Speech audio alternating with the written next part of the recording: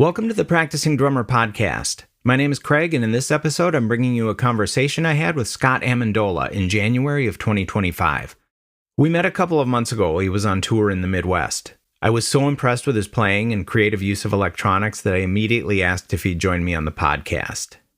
I've known of Scott for a while, but I have to admit I was not familiar with his career. His bio is deep, so I'll just give you some of the highlights before we get going. Scott's a drummer who grew up on the East Coast and found his way to California after going to school at Berklee. If I remember right, I think he started in LA, but then has been up in the Bay Area for about 3 decades. In addition to being a drummer, he's also a great composer, band leader, and educator. As a sideman, Scott's performed and recorded with people like Bill Frisell, Regina Carter, John Zorn, Mike Patton, John Scofield, Pat Metheny, Laurie Anderson, and so many others. Now, I did a lot of research to prep for the interview, and the music I checked out most are his own projects or the ones that he's instigated with close musical partners like the guitar players Charlie Hunter, Nels Cline, and Jeff Parker. There's a really cool project called Amendola vs. Blades that he has with the Hammond B-3 organist Wil Blades. And then there's violinist Jenny Scheinman, saxophonist Phillip Greenlief, clarinetist Ben Goldberg, and bass players Trevor Dunn and Todd Sickafoose. I could go on, but I'll just leave it there. As always, you can check the show notes for links to some of the things we talk about. And with that, let's get right into it with Scott Amendola.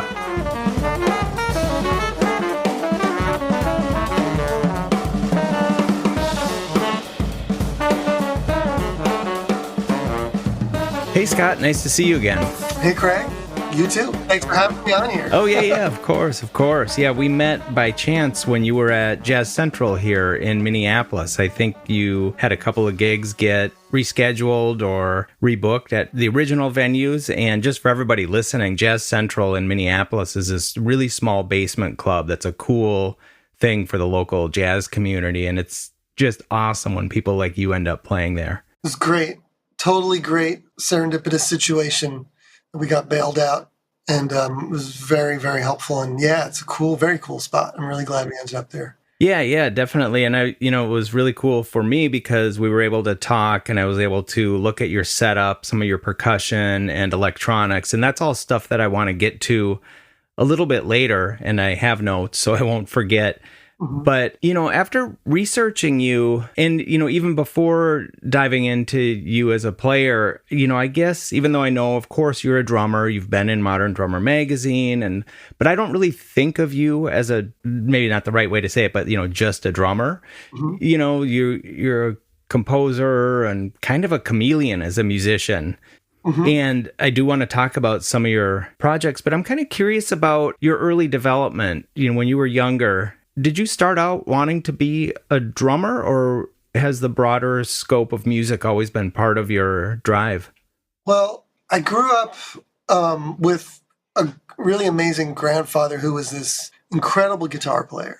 So I was around that, and we were very close. So I was totally drawn to drumming. Like when I've been told that when I was like 18 months old, I would take coffee cans and pots and pans and chopsticks and start banging around and playing along with music, So there was this real direct connection to the drums. There was no question that was going to be my instrument because I really fell in love with it at an early age. And I didn't deviate from it. But when I was in elementary school, I wanted drum lessons. My grandfather, being this guitar player, who, just a short backstory, started in the 30s in New York City and played with everybody from Louis Armstrong he was on The Tonight Show. He toured a lot with Frank Sinatra. Oh, wow. He did a lot of TV and radio. He was known as the Jingle King at one point. Oh, wow. But he was a real heavy guitar player and a great guy. So he said, you have to take 2 years of piano before you take drum lessons. So, so he had this friend who was a piano teacher who I took piano lessons with. And honestly, I didn't really like it. It's not that I just wanted to play drums. I'm a kid, It's I want to do that. So it's I got to play piano. And the piano was fun, and she was great, I wasn't that motivated. So, but honestly, the thing that I can say in reference to what you're talking about is I've always been motivated by music more than anything. So the drums to me is the portal into music. And I was in like bands as early as middle school. Like, I don't know, a lot of us were like with our friends, and we were like making up our own music, you know? And then in high school, I was in a fusion band that covered a lot of like fusion and jazz and stuff like that. Okay. And I used to go see concerts in New York City and stuff. And in the 80s and high school, I could get into just about any club and I'd go hear music.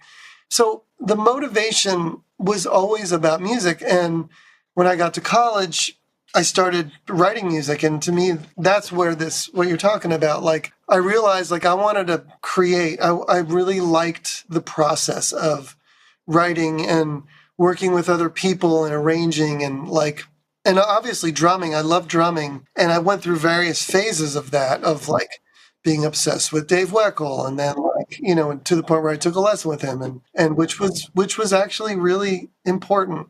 But then like kind of moving on to, and like, you know, Jack DeJohnette and Elvin Jones and Roy Haynes, but also like growing up listening to heavy metal and pop music and funk and soul. And so the chameleon part has a lot to do with the fact that there's so much music that I love. And I studied jazz with Sonny Igo from middle school through high school. And that was really big band drumming.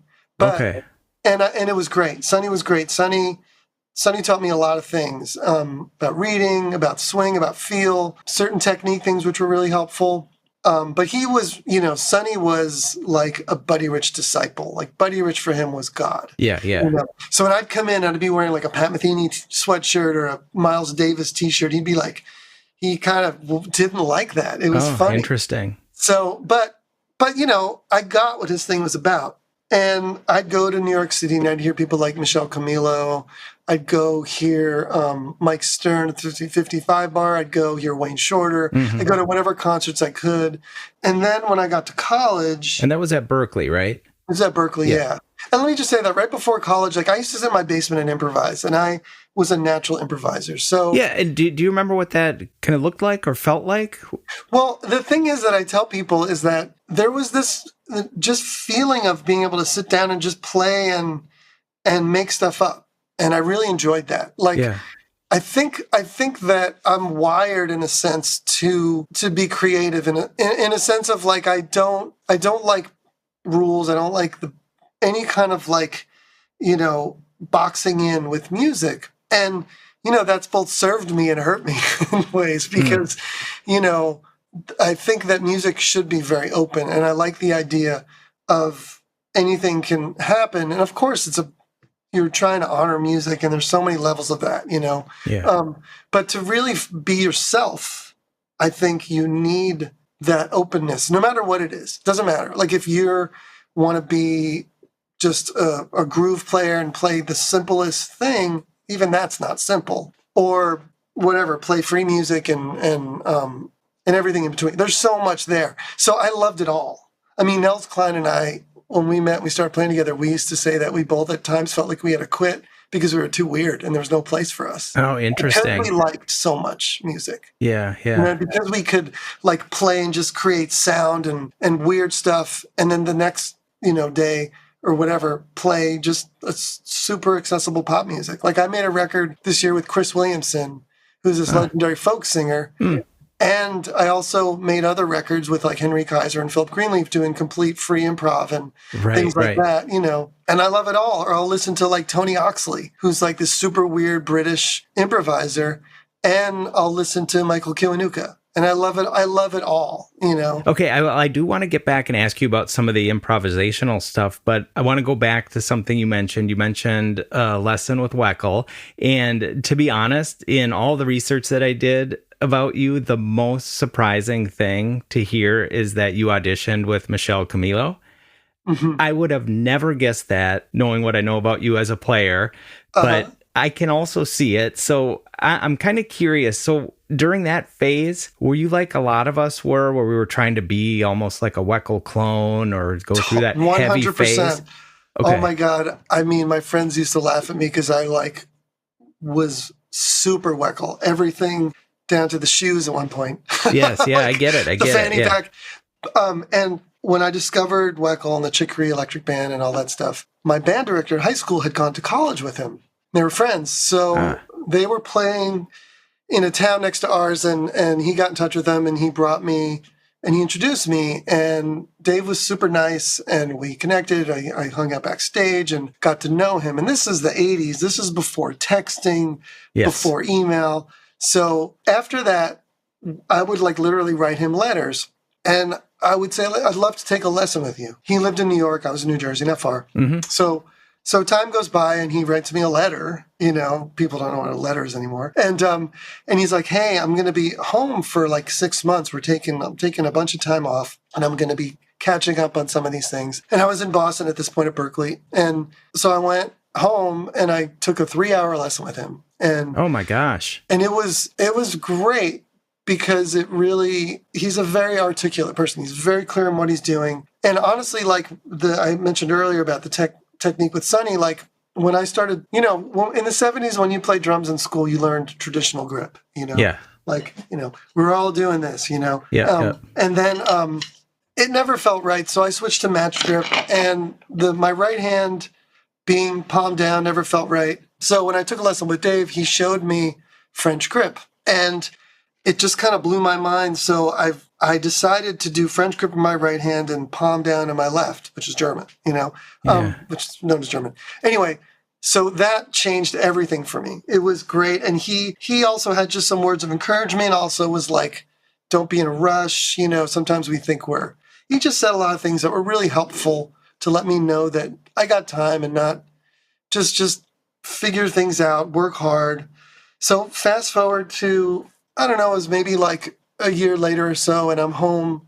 I went to school full time in the summers and everything, and I'd go back to New Jersey where I grew up. I was in Boston at Berklee. Yeah. And I was home for a couple of weeks, and Michelle Camilo was playing at the Blue Note, and at that point Joel Rosenblatt was playing. Oh, sure. So I go one night and I met Michael Bowie, the bass player. And I ended up talking to him and talking about this, and we just really hit it off. I just started talking to him, and he goes, Joel is leaving and Michelle's auditioning people. And I was like, interesting.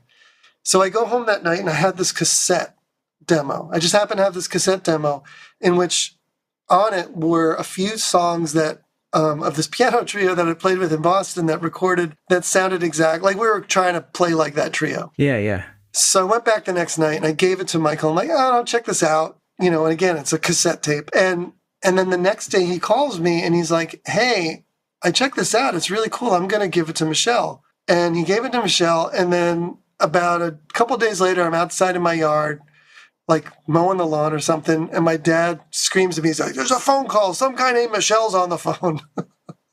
So I go in and I talk to him and he's like, hey, I heard the tape and I'd love you to come and audition. I was like, great. So there, you were asking about this whole, like we were all so into Dave, and he's amazing. He's an amazing drummer. But I was kind of getting into this phase of getting out of that. Like I sort of was kind of moving on, and I was like listening a lot to African music and different jazz drummers, a lot of Zigaboo, a lot of Tony Allen, Zigaboo Middle East from the Meters, a lot of treble funk, and also a lot of go-go. And I was playing a lot of that music and playing jazz and doing a lot of free improvisation. Like I had this class called the Avant-Garde Ensemble with George Garzone. So I was moving away from that thing that Dave was doing. Mm-hmm. So I'm sitting in my basement. I actually had like a good week and a half to prepare for this audition. And I'm playing through this music. And at one point I'm just like, I'm kind of not into this. Like, not into it in a sense of, like, the approach. Like, I thought the music was cool, and I'm like, I'm going to learn the songs, and I'm going to figure out what I want to do in these songs. And I'm just going to go in and have a good time and just see what happens. You know what I mean? Uh-huh. So I did that. I really shed the tunes.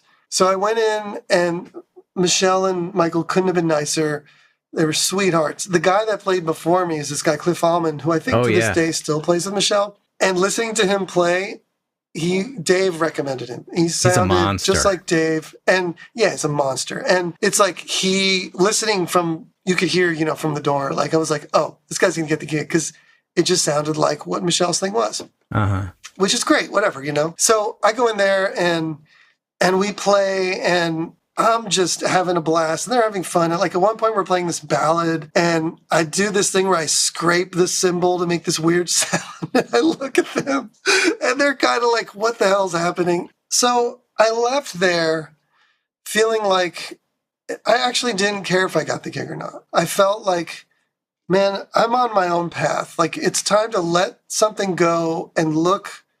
It's like being at a crossroad, it's like time to take this path and just do your thing. And I went back up to school and I just felt like I had a new directive. I had a new, and I kind of feel like that there's this voice inside our heads that we're maybe fighting a little bit at times to be yourself, And I felt more secure about that than ever. And it just really helped me change the direction and helped me recognize how important for me discovering my own voice and not being afraid of that was. And I, and again, it was super fun. And I talked to Michael after, and he had some really great things to say. And he even said, he said, if Cliff couldn't do it for some reason, Michelle was going to call you. And I mean, and that kind of surprised me, but maybe he was open to a different direction or something. But yeah. So what do you think gave you the confidence at that young age to trust your inner voice and not sort of keep trying to follow the path of your idol? I think part of it was that I met a lot of really cool people at Berklee that I'm still really close friends with, and musicians, drummers, and all kinds of people. And I realized more and more from being in an environment with a lot of people, like just seeing different drummers, like Jim Black. I don't know if you know who Jim Black is. Oh, yeah, Jim Black, like Jim was at school when I was there, and like watching and hearing Jim play and hanging out with him and seeing him evolve, like, was really inspiring. It's like, no one plays like Jim. And it was really cool. And also someone like Steve Wolf, who's a drummer who produces people like, and does drumming with, he worked with Annie Lennox for years, but like Alicia Keys. Oh, right, Pink, right. Beyonce. And like Dan Reeser, who's one of my closest friends, who was really encouraging of me, just like just always being myself, whether it was like being the Wacko clone or being like, man, you're done with that. Go just do your thing, man. Like, just people that were really encouraging and supportive. This roommate of mine, saxophone player and piano player I had before that. Like, there was just this really supportive community where we really just tried to help each other. Or like Jeff Parker, who I play with to this day, who is at school, who is to me one of the most unique voices, not on guitar, but in music, and who I also watched through his, since then to now, evolve and be himself, and who's always been real supportive of me being my thing. And then, later, like someone like Nels Cline, but I got to that because of that moment. And what's also kind of funny is, my grandfather and I used to play together a lot when I was in high school. And this is a guy who was such a monster on guitar. When I was about 14 or 15, we were playing in his basement, and I realized because I really started to understand music and guitar playing. But when we played together, we would play songs to be really short. Like one of the things he didn't like about modern jazz was how long solos were, and he thought it was just overdone and unnecessary. He'd play this solo where he'd play it, just say what he needed to say in such a short time, which is incredible. But I'd play kind of like weird stuff like Elvin, or trying to, like Elvin and Roy and Jack, and he'd be like, man, you play some weird shit, but it's really cool. So it was like he was even encouraging of me doing that, So I felt really fortunate. And I also felt that at the time there was room to do that. Like, you could see past going to college that there could be a career where you could just do that. And I didn't know what it meant. You know what I mean? Because like I said, I loved playing pop music and I was doing all kinds of sessions at school. But I think the community is a really important thing, to have a good community that's supportive. And I think that was a big part of it. And also just, I think, an innate drive. Yeah, right. So do you remember kind of one of the first projects you got into where it felt like a very natural fit for you, or it kind of felt like home for you? You mean like in school or just in general? Well, in general, kind of coming out of this Wacko period to discovering you wanted to follow your own path. Was there also a gig or a group that coincided with this time that just felt like you? Yeah, I mean, I think I was in a band when I was in college, which was like kind of a world beat 80s thing, which was pretty fun, which definitely had some of that aspect of playing African music and funk and soul and being able to explore that part. I think it was a combination. I don't think there was one thing, which I think is a big part of it. So there was that, and then I would just do sessions at school with all kinds of people where we would do everything from free improv to playing tunes to just really exploring. So instead of there being like one project, that chameleon thing you're talking about, like I'd get asked to do recitals and little events where we were just playing straight funk. And then I'd play super free stuff. And so that idea that I could do all these things, I was getting asked to do. So I think it was that kind of thing that sort of helped me feel good about the fact that I like to do all these things, and that, you know, we always need to get, and I literally, the first 2 years of school, I was practicing 12 hours a day. No kidding. Yeah, I would be in the practice room for 12 hours because I got to know the way that Berklee worked back then was you had to bring your full drum set, and anytime you wanted to set up to practice, you had to drag your drum set into a practice room, set it up, and then drag it back. But I got to know this woman at the front desk really well, and she would, and you were only supposed to use them in 2-hour increments, but she would let me kind of get into one of these rooms and kind of hold it all day. Oh, cool. And she was very cool because she knew that and I'd stay there till 2 a.m. because they would close at 2. And then like later, as time went by and I started gigging or playing more, I just didn't have time to practice that much, but I would still practice 3 or 4 or 5 hours a day. I mean, I was just, Do you remember what kind of stuff you were working on? Everything from like, I had teachers, from like lesson stuff to, I'd play a lot to records, I had tapes of all kinds of things. I'd just work on a groove for an hour. I would work through books. If I was in an ensemble, I'd work on music, trading ideas with friends, like, oh, like, check this out, working in books. And I mean, sometimes these rooms were small, sometimes like asking a saxophone player to come and we just play duo in the little rooms, So, and just like practice really like, work on feet, just anything you could imagine. Yeah. Okay. Over time. But I would say that there were periods when I focused, like I was really obsessed with Zigaboo from the Meters. Yeah, so yeah. I had like cassettes of those songs, and I would just work on one of the songs and practice the groove and play along. Or Afrobeat, or I remember I was playing in this band and this bass player was like, man, you sound like Mike Clark. I'm like, Mike who? And then he gave me a cassette of Mike Clark. And I would sit in the practice room, I'd listen to that, and then I'd try to play like Mike Clark, like from Flood. Like he gave, like it was that live Herbie record. Yeah. Which is insane, Uh-huh. So one of the things I like to do would be to play along to, say, like the Keith Jarrett Trio and just improvise along with what they were doing. Oh, cool. Do things like that, just, and then there was they used to have this area called Drummer's Row, which was right in front of these mailboxes where there was this carpet, and we'd get chairs from the rooms, and you'd sit and you just, like, it was literally filled with drummers. There'd be like 50 drummers around, and you'd hear like, tapping, and this area of the carpet would get worn out. And every year they would cut out the carpet and replace it. It was kind of a trip because people didn't bring pads. You could just use the carpet, Yeah. Amazing. Yeah, well, it's cool to hear you talk about Zigaboo specifically, because one of my questions, and it's a dumb question, but the way I wrote it down was, how did you get so funky?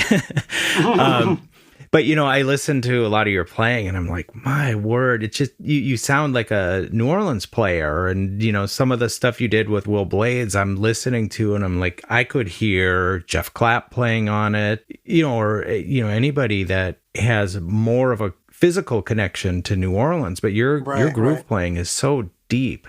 Thank you. I mean, you have like Ed Blackwell. Yes. Johnny Vodakovich, Herman Ernest, Shannon Powell, like James Black, and Vernel Fournier is from New Orleans. Like that music is so deep and amazing. And when I started playing with Charlie Hunter, he was obsessed with that music too. So, and like Johnny V, do you remember he played on that John Scofield record, Flat Out? Oh, absolutely. Yes. Like, that was a revelation, just hearing him play Secret Love, that song, Secret Love, Yeah. Like it's to this, I mean, and fortunately I'm friends with Johnny, and we've double drummed together. And double drumming with Johnny is such a blessing and an honor and a treat. It's like, there's nobody like Johnny, he really embodies that music, I have this Professor Longhair record with him on it that I listen to, that I love. Yeah. And but that New Orleans groove thing just really struck me, and Zigaboo. So I think that naturally one of the ways I got to Zigaboo, and I like to mention Tony Allen next to Zigaboo, because the way that they approach a groove is not your straight 2 and 4, because I love Clyde Stubblefield and John Starks, those guys too. Like listening to James Brown and that music, I used to play along with those records. And they had interesting ways of playing. But Sickafoose thing, skipping around the 2 and 4 and integrating the New Orleans, second line thing.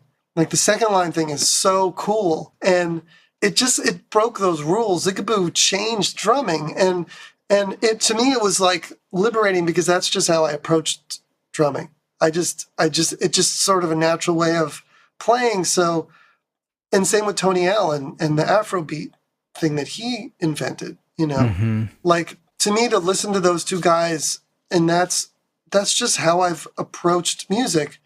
So it's the possibilities of anything happening. And that's why I was so taken by Sickafoose. And one of the things that I like to do, and I would tell people, because I've transcribed grooves, is I love the idea, like when I listen to these recordings, like I'd listen and I'd try to emulate, but then I would just turn the music off and either put a metronome on or just play without it and just come up with my own ideas. And that's what I tell students. I'm like, transcribing is great, but listening to something and then just playing and seeing what you come up with. And that was just a natural thing. And it's almost like, listen, when I discovered Sickafoose, it was like, oh, I can do this. It's like, it's like giving you permission to play like that. Because as we all know, as musicians, sometimes people like to tell you how to play and they want to micromanage you, Uh-huh. And there's the difference between being led and directed by someone who's really articulate and micromanaged. Those are two different things. So like, I like playing with people that are very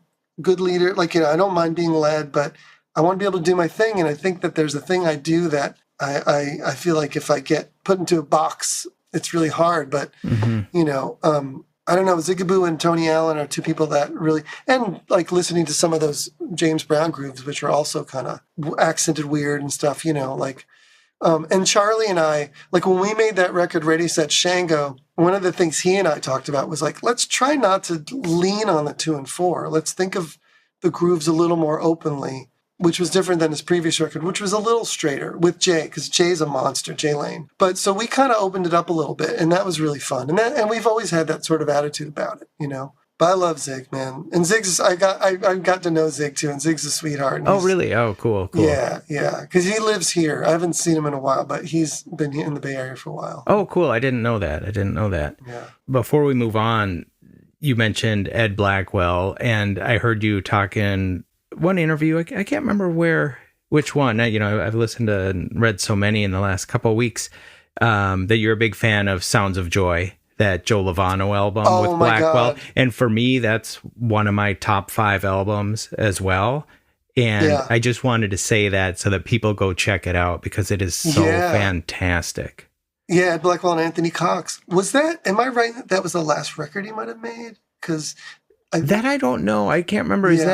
Was that recorded before because there was another Lovano record with Blackwell, and the name escapes me right now. It's that sort of light blue kind of close-up portrait of Joe Lovano on the cover. Okay.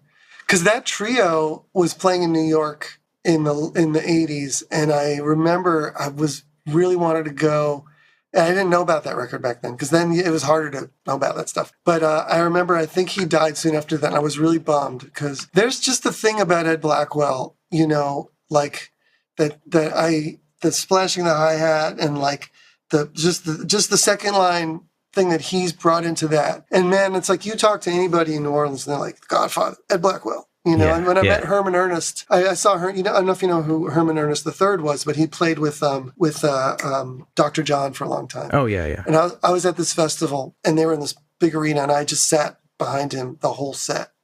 And I was blown away, and he's a sweetheart. And then when Charlie's band was in New Orleans, we ran to him on the street, and we were talking to him, and he was like, Ed Blackwell, man. It was great. It was, man, yeah. Yeah, fantastic. Yeah, I always love to give Ed Blackwell some love whenever I can. Yeah, and him and Anthony, who's Minneapolis. Yeah, absolutely. He still plays around Minneapolis quite a lot. Yeah, so. Yeah. What a rhythm section. Before we move on to talk about some of your projects, which I absolutely want to get to, I'm just curious now, since you mentioned that you practice so much at Berklee and then slowed down once you started gigging more to just a few hours a day. What's it like for you now? Are you still a practicer, or what's your routine like? I mean, my routine is very scattered. I definitely try to practice almost every day, but there's some days, some weekends when I'm just like, if I'm not gigging, I'm just like, I just don't. I just try to, but I try to sit down and play. And often my practice is focused on what's coming up, gigs that are coming up, working on songs. It varies, I do some hand things. I have like the Will Coxon book, and I sort of play through that a little bit. I mean, I teach, so, there's certain aspects depending on my students. Actually, sometimes I'm practicing a little electric bass because I like to play bass along with my students. Oh, cool. A couple of my students. Yeah. Just like grooves and things. And then, writing. I mean, the life of a musician as you get older, especially these days, like the amount of time I have to practice versus all the other stuff I got to deal with. Yes. It doesn't allow me enough time to do that. But I definitely, there's days like, I mean, honestly, during the pandemic, I practiced a lot. And that to being home and having that time to do that, I really took advantage of it. I mean, I wish it was under different circumstances, but it really actually changed a lot having time to dig in. So I still try to practice as much as I can. And different, I don't have a specific agenda. I do definitely like to work on certain grooves and like I have a couple gigs coming up this weekend and working on the music, for that. And, so. Okay. That makes sense. So you mentioned teaching too. What do you find that students come to you for most often? Is there a thing that you get sought out for? I mean, I think a lot of students like to talk about improvising, and they like my approach. They think my approach is in being kind of open, and it depends. A lot of it is talking. A lot of most of my students are older. I do have one student who's younger, and for her, I'm just trying to get her started, but I generally teach adults and they come in with things that they're working on. I want to work on and then I'll just find things. I really love to talk about technique. And I notice a lot of drummers that come to see me, they don't have real clear ideas on technique. So I really like to make a point of the importance of technique, because I feel like it's a real means to the music, Everything I talk about, it's just about music. And I think that's one of the things, just how I play music. I feel like that's the allure, because I don't feel like I'm some crazy flashy drummer. You know what I mean? I don't see myself that way. Yeah, I agree, but your playing is incredibly impressive, but I don't think of you as... Thank you. I mean, every time, I watch a lot of videos of you playing too, and I saw you play live, and, every time I'm sitting there thinking my gosh, what an awesome groove player. You'll rip out something that is technically impressive. So it's, you've got the whole package, which is really cool. And since we're talking about drumming, I know I said I wanted to get to your projects, which I do, but since we're on the topic of drumming and practicing, I'm curious the reason I'm thinking about this is that you did a collaboration with Pete Engelhart to make a percussion instrument, right? The Sapo bell? The Sapo bell. Yeah. And I saw you playing that at Jazz Central here. I've since bought one too, just because I wanted to see it and figure it out. Right? It's very cool. And I'm curious, one, how your use of so many unique percussion instruments sort of came to be, blended in with your drum set playing, and then specifically how the collaboration with Pete came up. Well, Pete lives here in Berklee. He actually lives a few blocks from me. Oh, wow. Okay. Yeah, I've known two of his daughters for a long time. Claudia Engelhart she's a sound engineer. She's worked with Bill Frisell for decades, and we met. Actually, she was a friend of Michael Bowie's in the 80s, and we actually met in New York back then. And then her sister Cecilia is a singer, and Cecilia and I play together. So I've known them, and also know Pete's been around here he's almost 90 and he's still making stuff, and people like Josh Jones and Jeff Crespin and Peter Affelbaum, and they used to work at his workshop. So, and I've seen his instruments for years, and finally, I think it was Cecilia's like, you got to call Dad. So I called him and we started hanging out. He has this really cool workshop in North Berkeley, and And then I bought one of the snails. The snail is it looks like a snail. Uh-huh. And then I asked him to add a bell to it. And, he's super cool. Like he's really funny. And also Ciro Baptista, who I play with, has known Pete for years. So it's been this really great friend. We are really good friends. We talk all the time. And so then I was like, hey, I have this idea. And he's like, and I said, part of my idea was about having something a little smaller so I could travel with it, and having a bunch of sounds, because I love certain aspects of the snail. And so I was like, hey, what if we put these two things together and did it? And he's like, well, we could do it like this. And then he's like, that's a good idea. And then he was like, oh, this is great. And I'm like, well, man, just it's yours, whatever you want to do with it, Yeah. And so it was just sort of like coming up with this idea where you could have a couple bells, use the spring, you have the bar that he has over, and also I like to bow. So, and one of the real brilliant things about Pete is how he's so good at pitch. Yes. His instruments the pitch is so pretty perfect. It's pretty like in there. Like he's got such a great ear for that. So anyway, so that's kind of how that came about. And why, just sorry to interrupt, but since you were talking about pitch, if I'm not mistaken, I remember even seeing in the shop, the store page for that bell is that it's tuned to a G. And I'm curious, is that your idea or his? It was his idea. Okay. All of it's been, the pitch things have been his idea. Okay. And it's like a G and a G and an E maybe, I can't remember, or C. Like he had this interval. He makes them at different, but the interval that I have, I really like, and it seems to work. And also, because I do the electronic looping. Yes, I can do a lot of weird things in capture and bending that. But I've come to this place where I've got this really great setup with smaller things I can bring on the road that give me a lot of possibilities. And Pete's stuff is really unique. I mean, I don't know if you're familiar with Morph Beats, Adam Morford, who is in Aurora, Colorado, who's right outside of Denver. But you got to check out Morph Beats. Yeah, I will. So Adam makes similar things, and I got to know Adam through Jose Medelas at Revival Drum Shop. Oh, okay. Jose's a really close friend. So Adam and I became friends, and Adam sent me some stuff. And I was at Pete's workshop once, and I sent him a picture, and I said, hey, man, this guy wants to meet you, and Pete's his idol. So they've become really good friends, and it's a little bit of passing of the torch, which is great, because when they met, and he's come out here and met him, like Pete feels really happy that there's someone who's doing similar things but unique that are at a really high level and really interesting. And anyway, I just love that those two guys are really good friends. And I saw Adam recently, and Adam's making really amazing stuff, and he's been totally inspired by Pete, and it's really cool. Yeah, I'll check. Yeah, I'll check his stuff out. What about the heart-shaped symbol that you have hanging to your side in almost every picture I see of you? Yeah, that's kind of, I try to take it, which is great. I take it everywhere I can. It's there's a guy in Bath, England named Matt Nolan, and I play in a band called Mondo Cane, which is Mike Patton's band. Oh yeah, and percussionist Willie Wynett is in that band.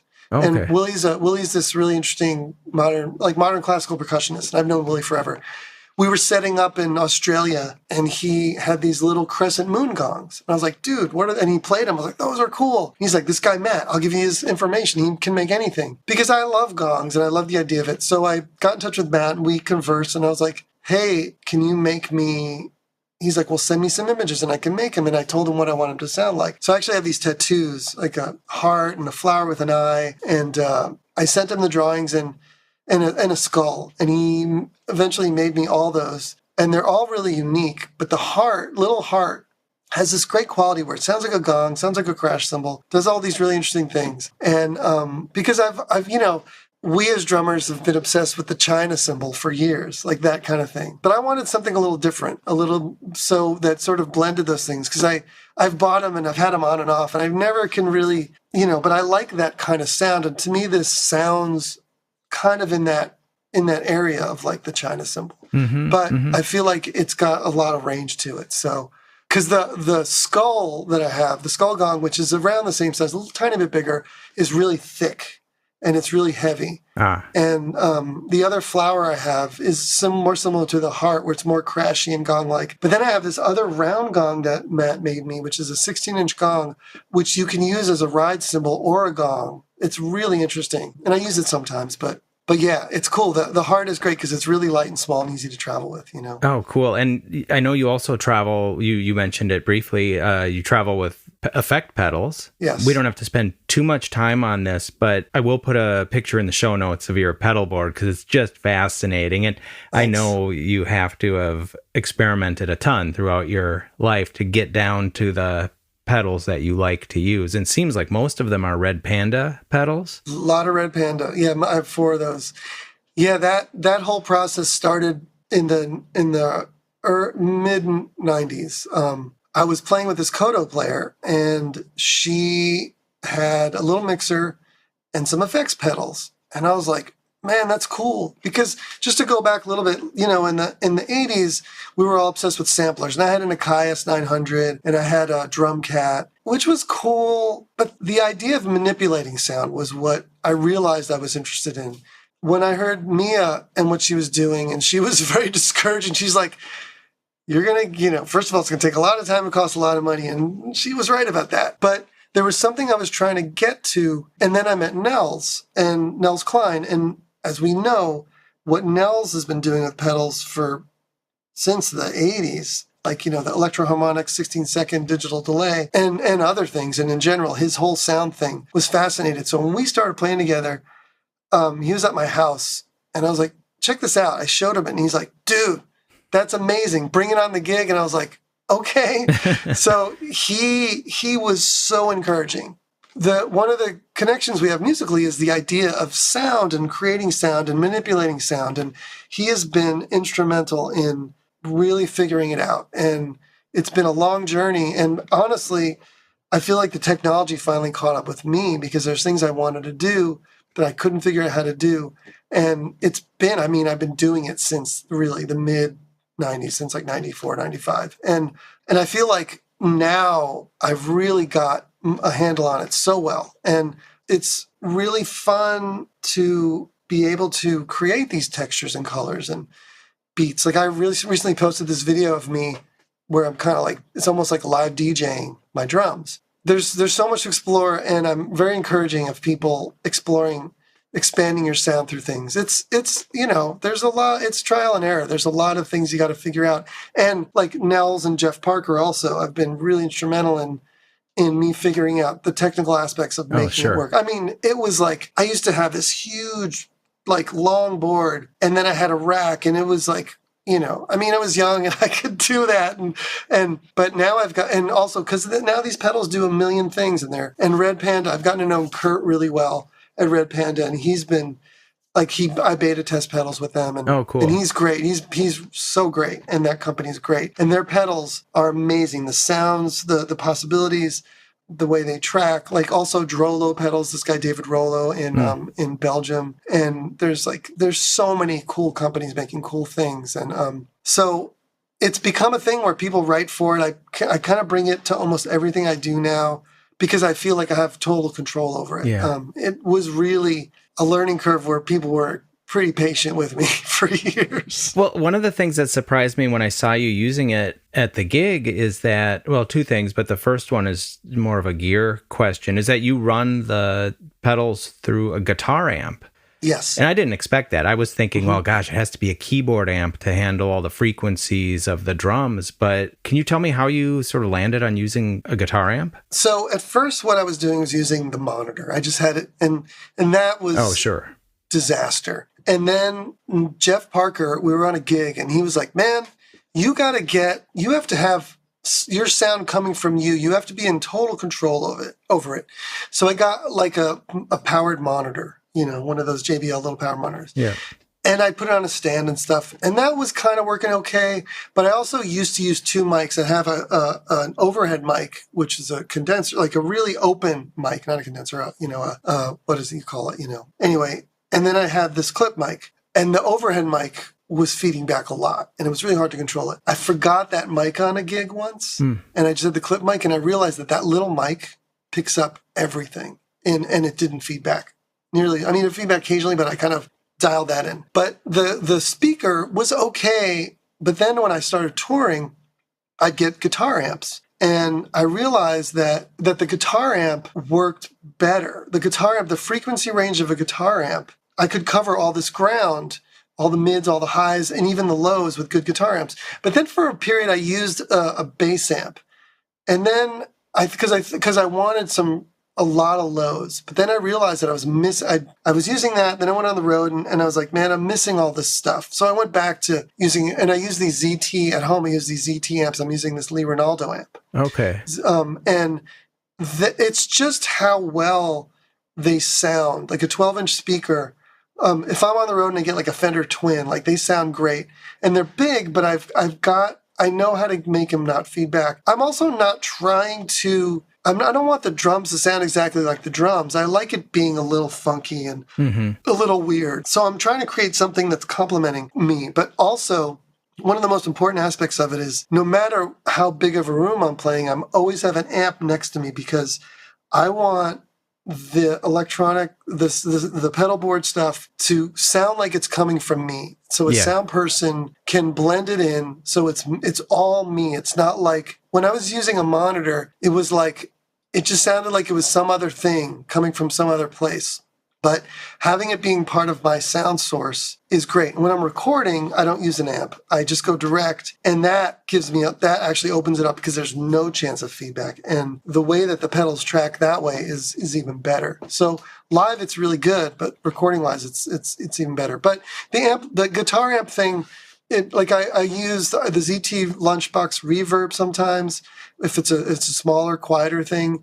But I like to bring the 12-inch speaker so I have a little bigger sound.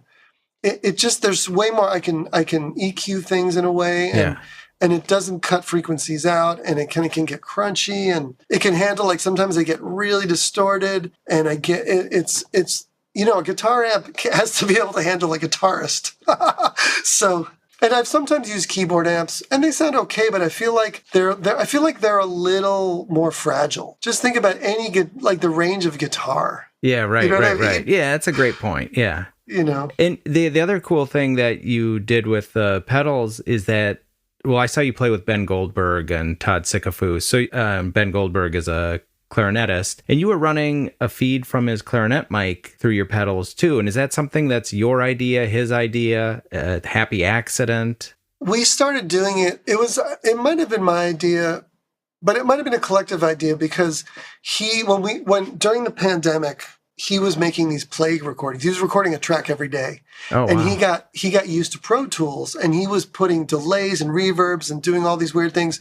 So he got interested in doing that live because he also had a tape delay with him. I don't know if you remember that. Oh, right. So because he had 3 mics, he looked like he was doing a press conference. He had these 3 mics in front of him. So we decided, and then when we were recording the record, we had him going into my pedal board. So on the record, there's both some things that Billy, the engineer, is doing, and then some things that I'm doing. Like the weirder things really are the things that I'm doing. So we just started trying it live, and it's really kind of up to my discretion. And the really cool thing about Ben is one of the heaviest musicians on the planet. The way that he reacts to it is he really understands what's happening. He's really listening. So I can do something, he doesn't know what's going to happen, and he's really, really in tune with what's going on with it. He really lets me. What's really cool about that trio is there's a lot of room because it's single note instrument, clarinet, bass, and drums. And we can really create a lot of sound and a lot of space. So within that space, when you have the affected clarinet, it really creates a texture that he knows how to play with, against, how to play on top of, below. So, and we've been playing music together for decades, so it really works. But I sort of feel like it was a collective conscious idea, and he's since bought a bunch of pedals, and cool. Kind of like in fact, I was on this gig where Phillip Greenlief and I do that as well. And this guy, Tom, had this little box which you can plug one mic into, and it splits the signal 3 ways. So now he only has to have one mic. Oh, cool. But Actually, just to sort of talk about this real quickly, is that one of the discoveries I made was we were playing a gig in Seattle at this place called the Rabbit Box. And there was this young engineer who was probably like in his early 30s.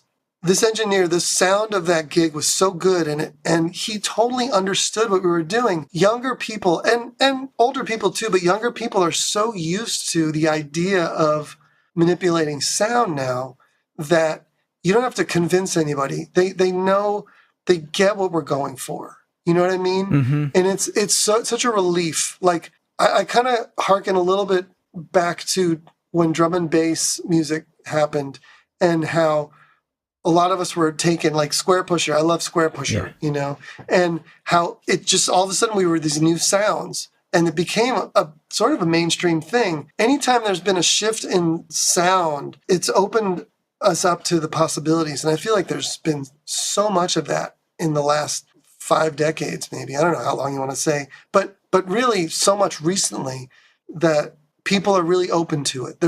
Everybody is open to it.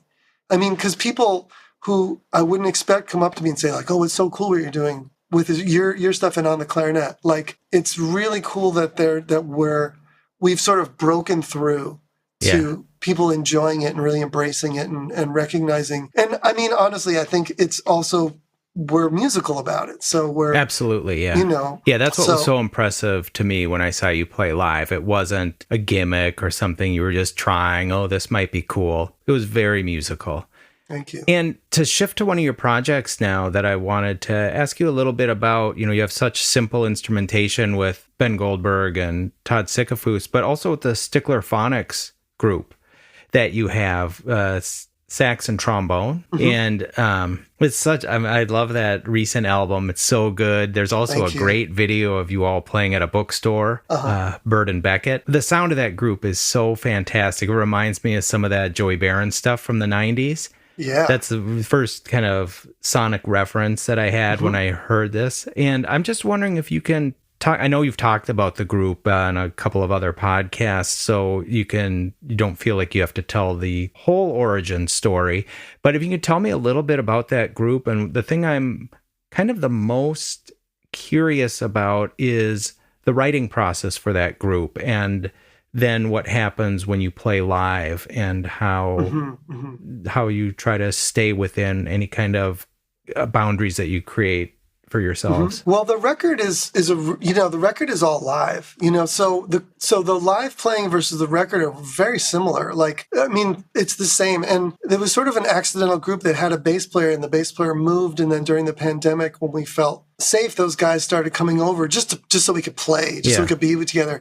And then we started introducing music and trying things. And it's funny because Joey's group, Bearing Down, I saw that band a bunch, you know, and I love that band. So this was definitely like, I was like, oh man, are people gonna, you know, think I'm copying Joey? So it was an accident, Joey. But you're an inspiration. And me bringing that up wasn't like that at all. No, I know. No, I know. Okay, Believe me, because you're not the first one. And it makes perfect sense. Anybody that knows this music and sees that, they're going to be like, oh, you know, and absolutely. And it's more of an honor than anything, because I love Joey, you know. But it really, I had to change my thinking, because when you have two people playing wind instruments, they have to stop and breathe. Yes. So it was one of the things that changed my drumming in terms of just recognizing my role and being more comfortable soloing or just even carrying the band in different ways. So the writing process was interesting, because when we decided that we were going to make a record, there were certain concepts and ideas I had. I wanted to kind of lean on some groove type things. And we were playing a lot. We were playing like every week. So we were just trying all kinds of things out. Everybody was bringing tunes in. But I really wanted to think about grooves and beats for that. I really wanted it to be something that, like, I call it a micro brass band, because, you know, it is, you know, and it's not like a traditional New Orleans brass band, but it's got some of those elements, and it's not some avant-garde thing either, you know, right? And not having a chordal instrument or a bass, you know, really leaned on me in certain ways. So I think writing wise, because I felt comfortable being able to carry that, we could figure out ways that it worked. And those guys are so great at playing together and, creating certain harmonies and textures and colors. And also, I really think one of the things we as musicians hopefully can get comfortable with is the idea of space. And space in different ways. Like, I've played in a lot of duos and playing a lot of duos. So I'm used to that. And those guys were nervous about it. They were nervous. They were like, I don't know if this is going to work. And I kind of had to convince them a little bit and get them used to the idea that it's okay. You guys need to breathe. You don't have to play all the time. All of us don't have to play all the time. There's a lot happening. And if we can embrace just what we have and use the tools and make something interesting and be really connected, it'll be cool. And to me, we got there. And the guys must be thrilled. Yeah.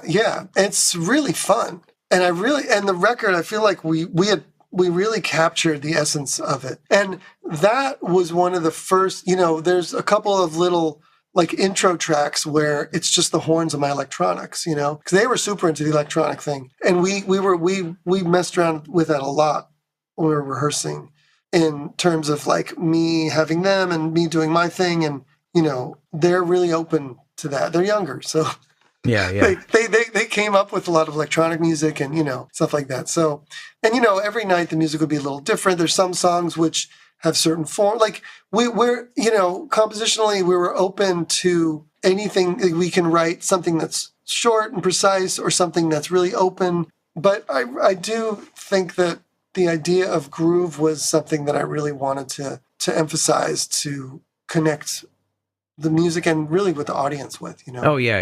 It's a great project and everybody should check it out. This has me thinking about the wide variety of projects that you have. And I'm wondering, leading your own projects or instigating your own projects, is that, you kind of hinted at this a bit earlier, is that a function of you finding a place for yourself, that comes from that old feeling of like, oh gosh, we should quit. This industry isn't for us. Is that sort of it? More control over what you want to be doing? I think it's more about some idea comes up and some drive. I mean, it started in college, leading like recitals, and just, I guess knowing that there's things that I wanted to do and I wanted to create a concept or a direction. In college, it was playing other people's music, and I'd sort of experiment with writing. I didn't feel too good about it until later. And after I played with Charlie Hunter, when he lived here in the 90s, we toured a lot. He moved to New York, and then I was like, what am I going to do? And I was like, I want to have my own band. So I just started writing music, and I started trying different things. And I had a trio for a while, and then I started expanding it. So it was about I think a really big part about creating a project is finding people you connect with that inspire something. Like my first band, real band, was with Jenny Scheinman and Todd Sickafoose and this guy Eric Crystal and Dave McNabb on guitar. Eric played saxophone and drums, and it was sort of unique-ish band with violin, saxophone. And we made a record, and then we made a second record, and then Nels Cline joined the band, and then I wanted to change up the band a little bit and I wanted it to be strings and percussion. So it was like, just to kind of get back to the question you said, it's like those voices in your head that are like, oh, this would be cool, that would be cool, and then like wanting a trio later and playing with Jeff and being like, hey, let's play a trio with John Shiflett. And like, so I think like the band, the Stickler Phonics, came up as just this idea. And then it was like, kind of fell in our lap, and it was like, oh, this is a thing. This is cool. This is fun, Yeah. And like Wil Blades, the Amendola versus Blades duo, like I met him through a friend, and it was like, hey, we should play together, and we just totally connected. And so I think that there's that connection, because there's times I'm thinking like, oh, it'd be cool to do this, or it'd be cool to do that. I've curated the Stone in New York, John Zorn's club. Yeah. I put together a night with Regina Carter and Jerome Harris and Jeff Parker and myself, which was a super fun band. Oh, wow. It was incredible. And it's like it would be great to take a band like that on the road or do but it's sometimes circumstantial when things come up. Like Phillip Greenlief and we met and we just started playing together. And we've kind of continued our duo for over 30 years, you know. And like we're going to do some touring later this year with Trevor Dunn playing bass. Oh, because cool. I've been playing with Trevor for years. Then we're going to go in the studio and like the Nels Cline singers. Like it's not my band, but I was on tour in Europe on the tour that was kind of a little rough. And I wrote Nels an email saying, "Hey, we should start a band. And I want to be in a band." I said, "I want to be in a band with you playing your music." And he's like, "Hey, I was thinking the same thing." So I got home and we got on the phone and that was the birth of that band, you know, like, so it's triggered by people. Ben Goldberg and I had a band called Plays Monk before the trio with Todd with Deborah Hoff. Then that just sort of stopped. And then Ben and I had been talking about it for years, doing it again. And then we were like, well, let's get together with Todd. So what happened with that trio that you saw was we had 2 weekends booked. The first weekend, we did a lot of Monk and some of our music. But then we came off that weekend with Todd had this idea. And then he wrote a bunch of music and Ben took some other music and Todd wrote a bunch of music based on Monk bridges. So then the following weekend, it was completely different. And it was that band's identity was made. You know what I mean? Yeah. And it's like the three of us have so much fun. Every night we played was vastly different. But like, it's this connection that we have and this trust. So it's finding all those things. So I think that there's this innate desire to create different projects. But then actually following through with it is a different thing. You know, a lot of people, myself included, have a lot of ideas and a lot of them just go by the wayside. But I think the thing that I hear with all of your projects, they happen organically through human connection. Yeah, I feel the same. I feel like, there's been lists of ideas. Yeah. And sometimes I'm like, man, what was I thinking? Yeah. Well, thanks for all that. I don't think there's much more that even needs to be said. You know, music is a human thing and you're following it. So one of your projects that's very different that I want to talk to you about is the Fade to Orange composition. Mm-hmm. It was a while ago now, 2011, right? Yeah, wow. And it's a 17-minute, would you call it an orchestral piece? Yeah. Again, we don't need to spend too long. I don't want to keep you too long, but I would like you to talk about that a little bit. Because when we were emailing a little bit, you even mentioned how physically and emotionally exhausting the process was. And I'd like you to tell me anything you want to about that project and the challenges. And then I have a couple of specific questions. Great. So a friend of mine wrote me about the Oakland East Bay Symphony was going to commission people to write for them. And this friend of mine wrote me because he was like, hey, they're looking for people to be on the board to accept people. And I was like, hey, man, I want to apply for this. Yeah. So, and I've applied for grants that I never gotten, which were just like writing a composition for your band, whatever, blah, blah, blah. So I applied for this and I ended up getting it, which was shocking. You know, I made a proposal, but the idea of writing for an orchestra, I never, ever in my lifetime thought I'd do. And when my friend told me about this, it sounded really exciting and intriguing and frankly, quite scary.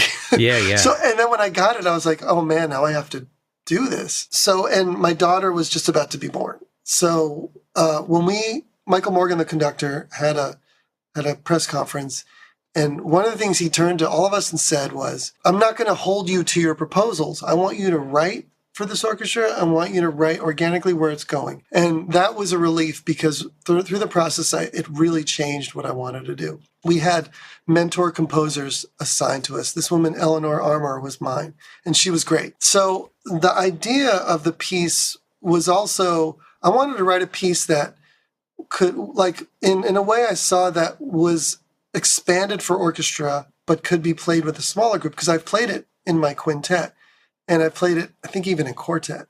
Oh, really? Yeah. Oh, wow. Yeah. So I wrote, like, I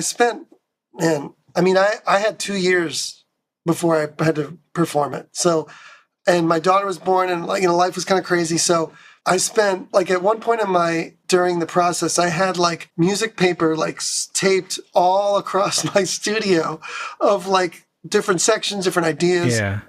But I also the process was interesting because I listened to a bunch of music. I listened to a bunch of Ligeti. I'm a huge Peter Gabriel fan, and Peter Gabriel came out with the New Blood, Scratch My Back stuff, and I was reading about his process. And one of the things he said was he was working with this arranger, John Metcalf, and he said, well, I told John, I'm going for the emotional. There's certain things he's like, there's certain things he'd do that I rejected because they were cool, but they weren't really connected to me. The emotion wasn't there. And like that Legacy piece, Atmospheres. And I was listening to Bartok too. There's this emotion. And, you know, when you're thinking about doing something that you might never do again, like writing for an orchestra, it's possible that you have all these ideas. But as someone who's composed music before, what I've learned is like, you've got to learn how to develop an idea. So, you know, I might never get to do it again, but I'm not going to throw the kitchen sink at it. I'm just going to write like I normally write and see where it goes. And also it was a piece I wrote for my wife. I wanted it to be for her because like I wrote pieces for my kids and she's like, when are you going to write for me? So now she got the symphony. She's like, oh, damn, how am I going to top that? Yeah, beautiful. But, and it was also, side note, performed on our anniversary, which just was coincidental, which was cool. Very cool. Yeah, which was really cool. So I had these concepts in mind and this whole idea, and I wanted to bring in Nels Cline and Trevor Dunn. And I wanted Trevor to play electric bass because there's a whole bunch of upright basses, and I wanted Nels obviously to play guitar. Yeah. So, you know, writing is to me the most mysterious thing because who knows where it's coming from. Like knowing I had all these elements and ideas, like I just started sitting down and playing on the piano. I'm terrible at piano and even bass. And then my writing process is like hop on the piano, maybe have like a little melodic idea, go to the drums, blah, blah, blah, you know. Mm-hmm. And at one point when I was with Eleanor, I showed her this stuff and she's like, everything's here. Now what you got to do is just put it together. So as I kind of came up with this, and the reason why I was able to do it when quartet or quintet or with a smaller group is because there are these melodies, there's these pieces of me that everything, it's me, it's in there, and it's how I write. And I bought Sibelius, the music notation program, and I was like, I'm going to learn Sibelius. And as I tried to do it, arrange it, like, you know, expand it, if you will, I felt really stuck by this computer screen. So I bought orchestral notation paper where I could visualize everything and I could just write and think about, you know. So it was really cool to take some music and then think of this huge 90 people, you know, and create this big sound. And I remember the first rehearsal we had. I mean, it was like chills and like tears practically, like hearing my music. Oh, I was like, because I've heard my music before, but like, it was incredible. And there's something powerful about a full orchestra. Oh my God. And really the coolest thing was that Michael Morgan, who sadly passed away, was so into this idea of bringing non-classical musicians in. And the orchestra was so open to it that they were super excited. And the first instruction for them was for all the string players to play their instruments like it sounded like rain. And I'm sitting there like, yeah, like, you know, just, and they were cool about it. And they had so much fun. The concertmaster was this woman who just was like so joyous, and people came up to me and Nels, who had worked with the orchestra, was like, wow, that was the opposite experience that I had. Because it can be, you know, sure. you have to really, like, you know, we'd be rehearsing and Michael's like, well, we could do it again or we could take a break. I'm like, let's take a break. You know, like, you know, like I really appreciated their time and their efforts and they really put a lot into it. So, but when I recorded it, it was a whole different story, which is the exhausting part. Okay. Because I didn't hire an orchestra. It would have been impossible.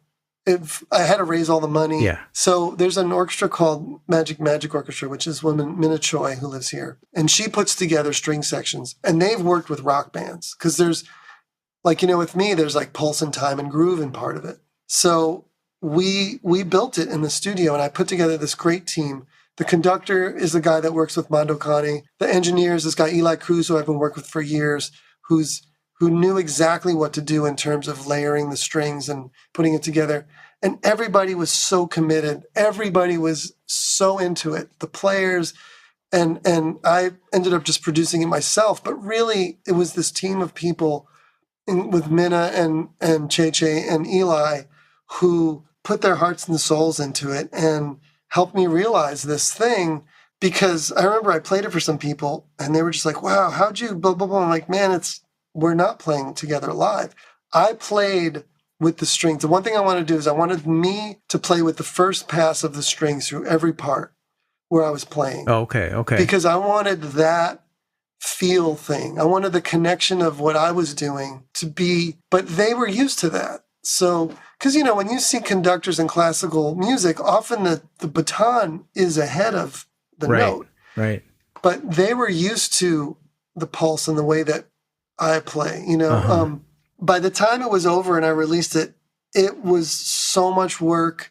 And I was like, I don't think I've ever been so exhausted by anything, because I did it all myself. And in terms of like organizing, raising money, but people like Nels and Trevor helped by making videos, and but it was like I never in my life thought that I'd get to do that, and I'm really proud of it, and I kind of wish it got a little more attention than it did, but it's like it's a really kind of unique thing that people come up to me and they tell me, in fact, I think someone in Minneapolis was like, "Oh, that project, blah, blah, blah." I was like, I really appreciate that people have checked it out. Well, yeah, and hopefully people check it out now, too, that haven't already. And the recording is really great. And one of the coolest things about the recording, and say it's available streaming or whatever, and I'm sure you sell it as well, is that you commission some remixes. Yes. The remixes are very cool, but the first thought that I had when I saw that there were all the remixes was being curious about the process of handing it off, and were you committed to trusting and accepting whatever result, or did you give feedback, or were you worried about not liking something? Well, so the idea of that came along because the piece is like a little over 17 minutes long, and I wanted to make a record. And I was like, oh, maybe I could record something else and blah, blah, blah. And then I was like, man, this has got to be this record is about this piece. And if I don't want to just release that. And, I've known Yuka Honda for a long time, and also Adam Dorn, Motion Worker. And I was thinking about, then I was like, what if I gave these people certain parameters? Because I needed to fill up side B, And I said, and so I thought of musicians I knew who I felt could do it, would take something I created and would make their own thing with it, and it would be interesting. So with Yuka, come on, like Yuka Honda, like Yuka's brilliant. Like, Chibo Mato, her own, Yukademics, whatever. Yuka is a sound designer.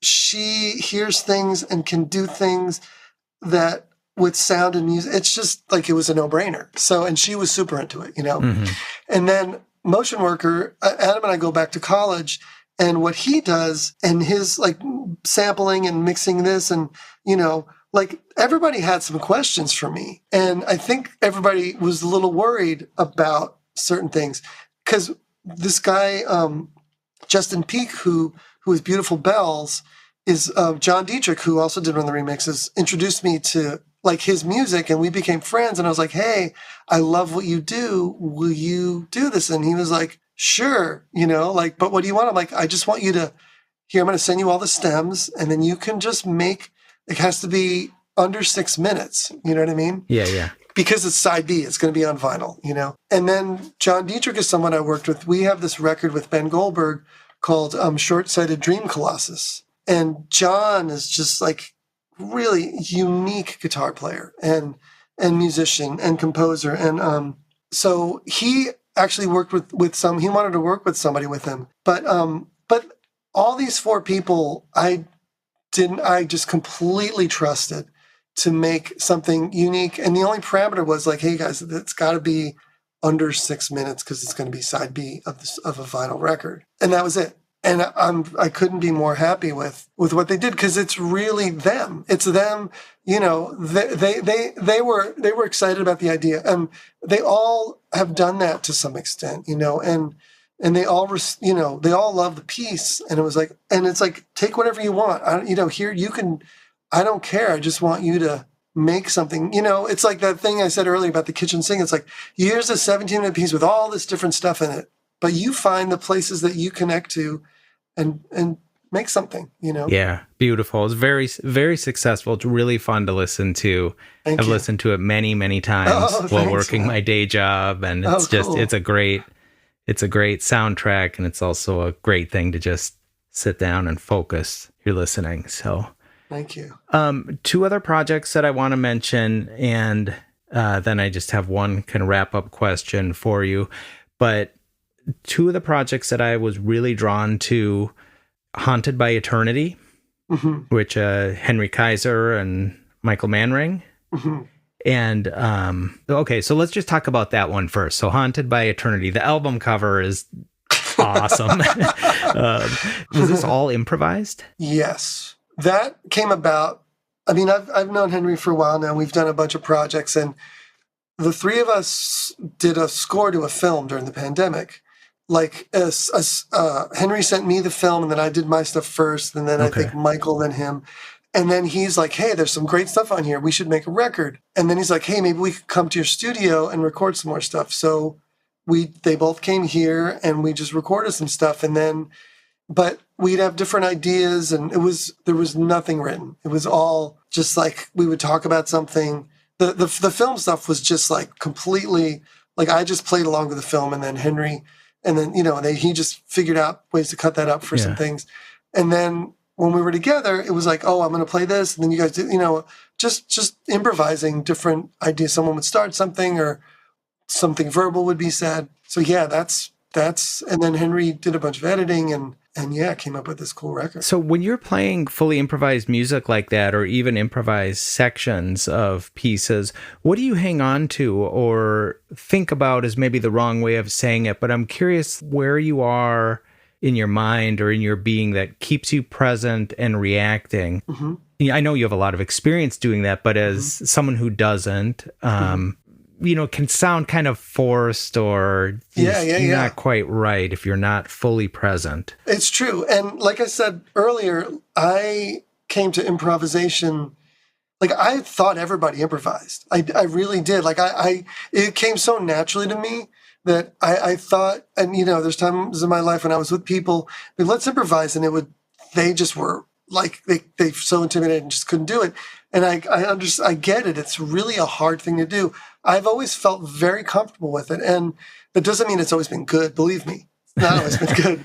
But it's kind of about listening and committing to an idea. And it's really the moment and the trust and the patience and also the willingness to go for it, and learning about that. The only way you get good at anything is by doing it a lot. Yeah. Improvisation is, you have to do it a lot. When I moved to the Bay, I used to do it in college, but when I moved to the Bay in 92, I did a lot of free improv. I did a lot of gigs, a lot of sessions. There's a really big community here of people that love to improvise. So I found myself just doing it all the time, and I really enjoy it. It's something that I'm used to, and I feel like I'm pretty good at, that I can always get better at. But like when you're playing with these real veteran improvisers like Henry and Michael, it's pretty easy because everybody's really listening, and we have the same agenda. We're to play together and to create something together. So, and there's a respect, and there's also the idea, like, you can stop, you can start, you can like we know when to end, and we're having a good time, but really there is this thing you said about focusing and listening and just being really in it and really trusting, any given moment or given night or given gig. Like, I don't go with an agenda. I sit down and it's like, where am I going to go? And if I'm going to start something, maybe it's just something I'm going to start, or if somebody starts something, just, I'll just let myself react. I just trust myself, and it's really come from a lot of time. I think I was talking about this with a student yesterday, and I think it's really important to practice it a lot and just to sit home by yourself and create and be open to all the possibilities that can happen. But also, you have to learn things. You have to learn how to use space. You have to learn how to sustain sound. You have to learn a lot about your instrument. There's some people when they free improvise, they don't want to play grooves. They just want to play textures and colors and stuff. Yeah.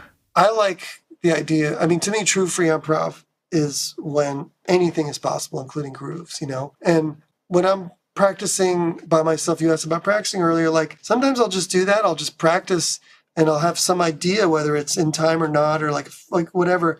And I'll just mess around. And I love that. And I love doing that with people, There's that John Zorn game piece, Cobra. Oh, yeah. And I got to do that once with a real great cast of people like Trace Bruins, Trevor Dunn, Mike Patton, Willie Wynett, Ben Goldberg, I think was on, like all these people.